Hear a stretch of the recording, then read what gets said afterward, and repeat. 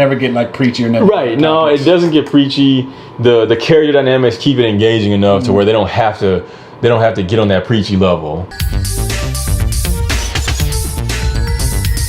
Well, what's good, everybody? This is Blaze Reviews. We're bringing you all the latest movie reviews from our perspective. I'm Kay. And I'm A. Rick. And for today's movie review session, A. got to take a hit of the latest drama based off of a young adult book. And that movie being, The Hate You Give. Yeah. The movie stars Amandla Stenberg and as a teenager, Starr Carter. She has to live in two different worlds, being she's from a poor neighborhood, but she goes to like a rich prep school. It's directed by George Tillman Jr. I think his most well-known film is probably Soul Food, and then he also directed 3 installments in the Barbershop series, and he also did Men of Honor. So it was a pretty good track record. So going into this, just from the trailer showed how she had to live in 2 different worlds, and then she's suddenly in a situation where she witnesses a cop kill her friend. Yeah. And the whole story like revolves around the aftermath of that, some of the legal stuff, some of the not political but social justice stuff, and just her family life. And with her family, there's also like a subplot with them. So I'll let you know if I like this movie, and we'll get right into it with some highs. The cast was really strong. So like it's Starr Carter, and then her dad Maverick, and her mom Lisa, and her brother Seven. They were just the main focus of the movie and stuff. Those right, yeah. They kind of focus on the family, but like mostly Starr. Yeah. It's through her eyes, but they focus on the family. And Russell Hornsby. I mean, like, I don't ever hear people talking about him that much. He's a great actor. Oh yeah. I watched I binge watched Lincoln Heights. That show he was on, I believe, at the time was called ABC Family, and now it's called Freeform TV. But right, he was the main person in that show. And that show was awesome. He did a great job. I never watched Grimm, but I imagine he's great on that show as well. So he pretty much just stole the show. Yeah, he chews scenes, but not too much. Yeah. But he really like has a presence all the time, and that was no different in this film.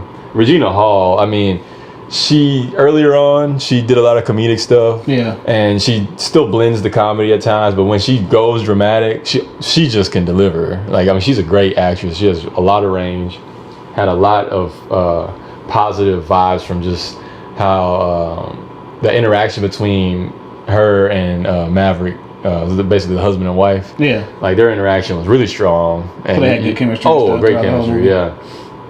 And then the Lamar Johnson played her brother Seven. They're half siblings. Like, he was really good. I wish he had a lot more screen time, like a lot more lines. Like, I wish he had a lot more. Because he was very good, and so like he just like sprinkled in there. Yeah, he's kind of sprinkled in. It's not like, because they have different mothers, so, and he's usually kind of like with her family, and so they're kind of like not like together in the entire movie. It's more like with Starr, she's with her friends, and she's with like her boyfriend a lot. So Seven, her half brother's not really like a part of the main story like that. Yeah. So he's just kind of like the subplot. Right. He's part of the family subplot more so than the main plot. So he was really good. Like main story, I guess. The main story was really good. I thought it kept a good pacing, and at times in the second act, I was getting worried that they wouldn't come back around to certain elements of the plot, but they did. They would come back around, and they didn't let things hang, and there weren't like tons of loose threads or anything like that. Because you go through the thing where since she witnessed this thing, there's a whole dramatic situation where is she gonna snitch or what's going on? Yeah. Because the whole thing was like her and her friend were out one night. Right. Exactly. He gets shot or whatever. Right. Exactly. So that's kind of like touches on like a whole bunch of stuff that's been going on in like society today. Right. Yeah, and it touches on like police brutality, and Common plays Starr's uncle. So he's in there. Yeah. He plays a cop. Yeah, he plays a cop in the movie, and his performance, you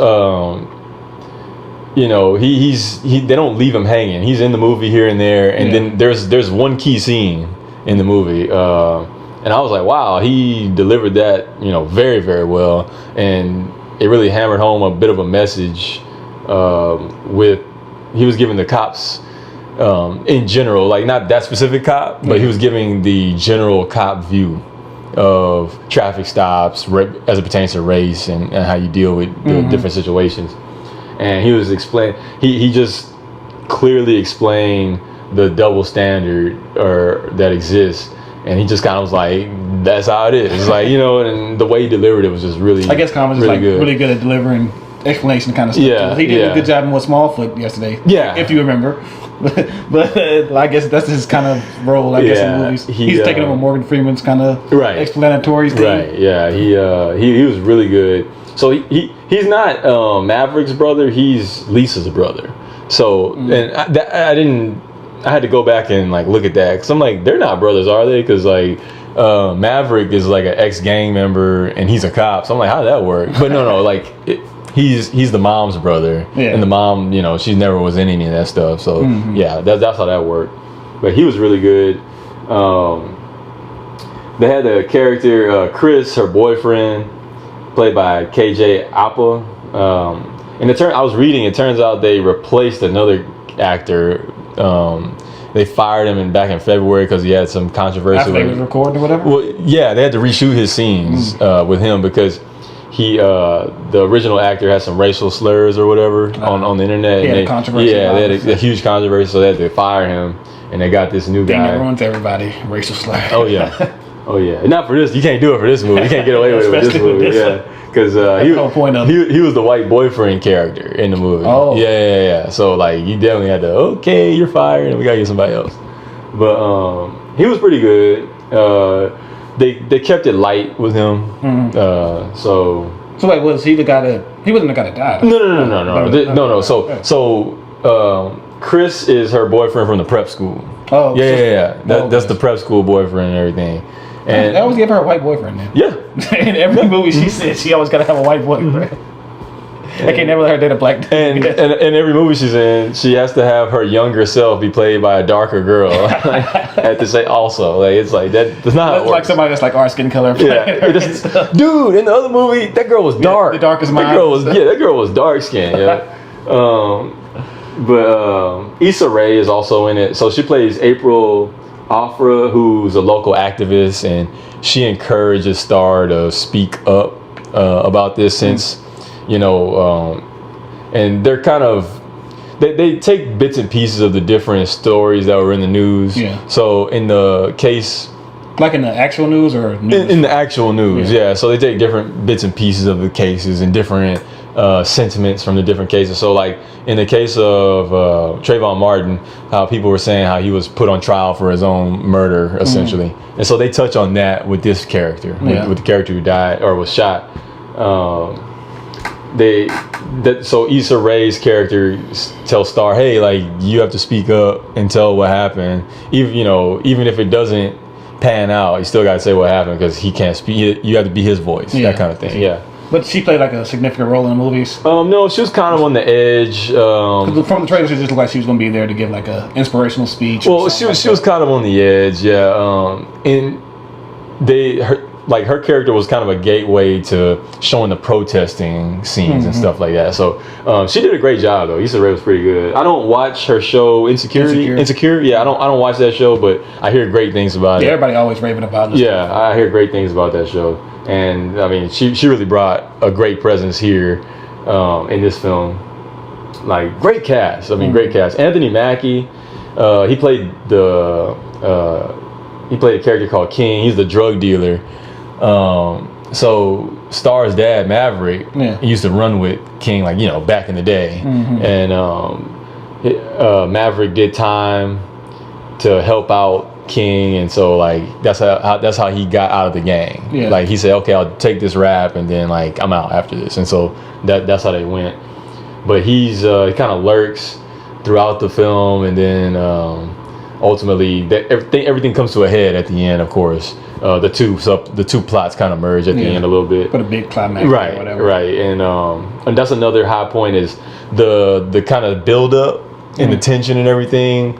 I thought they held a good amount of tension throughout, and so when everything was kind of going off at the end, I was, it felt believable. They didn't go over the top or anything. They weren't trying to they didn't go like the LA riots or anything. Like they didn't go that far, but they show like tensions, how tensions will boil over in a community. It made it kind of look realistic, or whatever. Right? Something that you could see is in place. Right, something I could definitely see. Right, it wasn't like Charlottesville again. Like that's something that actually happened as well. It wasn't like those kind of things, but they showed how the unrest, the civil unrest.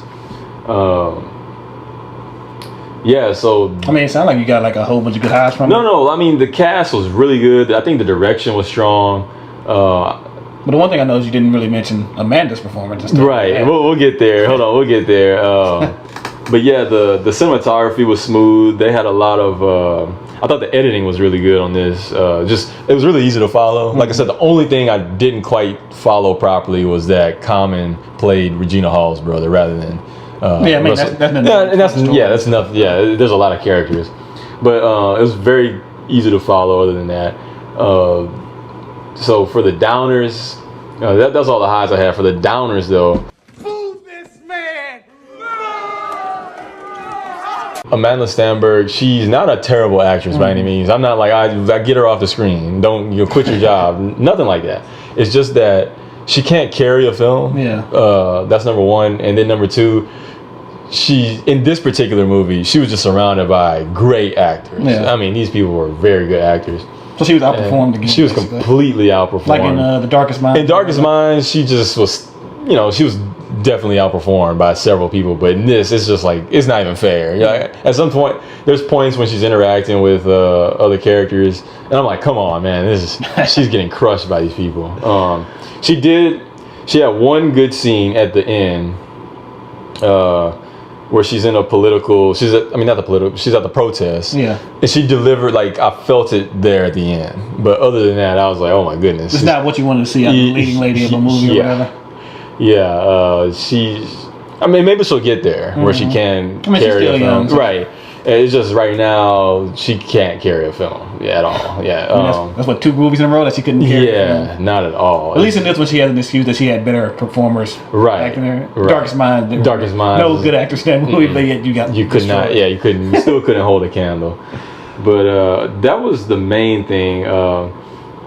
And so never felt too long or nothing like that neither. No, and as I'm sitting there, that's a great point you brought up. As I'm sitting there, I'm checking in with myself, like, hey, does this feel too long going into the third act? And at the end, I was like, no, I felt satisfied with everything that they were doing and the way they went about it. Because the movie's over 2 hours long. It's 2 hours, 12 minutes long. And you never feel like, oh man, can this be over already? They never get like preachy or nothing. Right, no, it doesn't get preachy.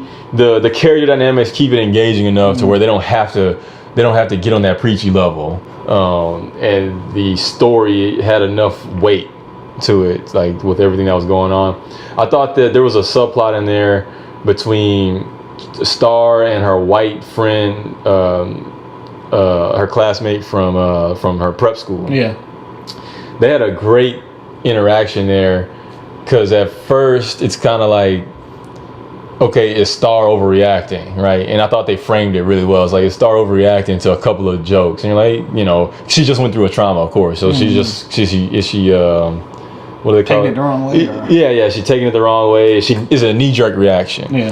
But then you start to realize, oh, okay, this her white classmate is out of touch with how she sees it, and like so maybe with like the black community and like how do we take things and stuff like that. Right, because Starr, even though she goes to this prep school, she still lives in that the hood basically. Yeah, that's why during the trailer she says she had to be 2 different people. Right. It's not like she's just like up on the hill somewhere and like, she just she still lives in that community, and so she was seeing the lack of sympathy and things like that, and basically it was able to say this is why we have the Black Lives Matter movements and stuff, without actually like coming out saying this is why we have Black Lives Matter. Like it just showed the character. It kept it very character driven, and so they didn't, like I said, that's what I thought was positive.